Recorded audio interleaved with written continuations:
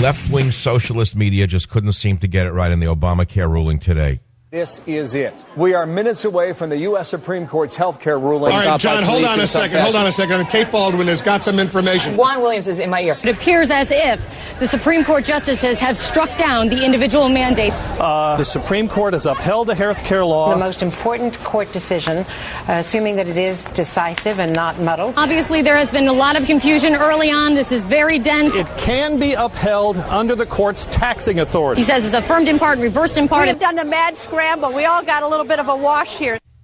Of course, the narcissist in chief was crowning over his victory. Earlier today, the Supreme Court upheld the constitutionality of the Affordable Care Act, the name of the health care reform we passed 2 years ago. In doing so, they've reaffirmed a fundamental principle that here in America, in the wealthiest nation on earth, no illness or accident should lead to any family's financial ruin. I know there will be a lot of discussion today about the politics of all this, about who won and who lost. That's how these things tend to be viewed here in Washington. But that discussion completely misses the point.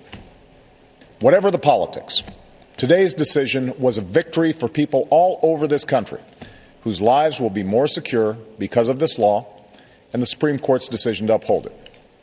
Because this law has a direct impact on so many Americans, I want to take this opportunity to talk about exactly what it means for you. First, if you're one of the more than 250 million Americans who already have health insurance, you will keep your health insurance. This law will only make it more secure and more affordable. Insurance companies can no longer impose lifetime limits on the amount of care you receive. They can no longer discriminate against children with pre-existing conditions. They can no longer drop your coverage if you get sick. They can no longer jack up your premiums without reason.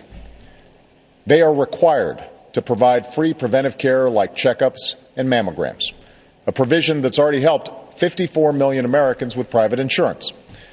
And by this August, nearly 13 million of you will receive a rebate from your insurance company because it spent too much on things like administrative costs and CEO bonuses and not enough on your health care. And so was the inimitable Nancy Pelosi. Pretty exciting day. The decision that was announced by the Supreme Court is a victory for America's families. As you know, as the President said so eloquently, children can no longer be denied coverage due to pre-existing condition. Young people, children and students and young people can stay on their parents' policy until they're 26 years old. When the bill comes into effect, being a woman will no longer be a pre-existing medical condition. And then there was the little matter of holding Eric Holder in contempt, which was voted yes by the House of Representatives.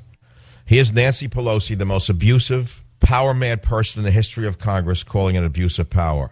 What is happening on the floor of the House is a misuse of power. It is an abuse of power, and it is the wrong thing to do. For some reason, our Republican colleagues think it is more important to engage in this abuse of power than to bring legislation to the floor that would be job creating. I guess she's been reading my novel, Abuse of Power, if only Holder had. But remember who wrote it. Remember who wrote the statement, power corrupts. Absolute power corrupts absolutely. Here are the headlines from michaelsavage.com, home of the Savage Nation, where borders, language, and culture is the watchword.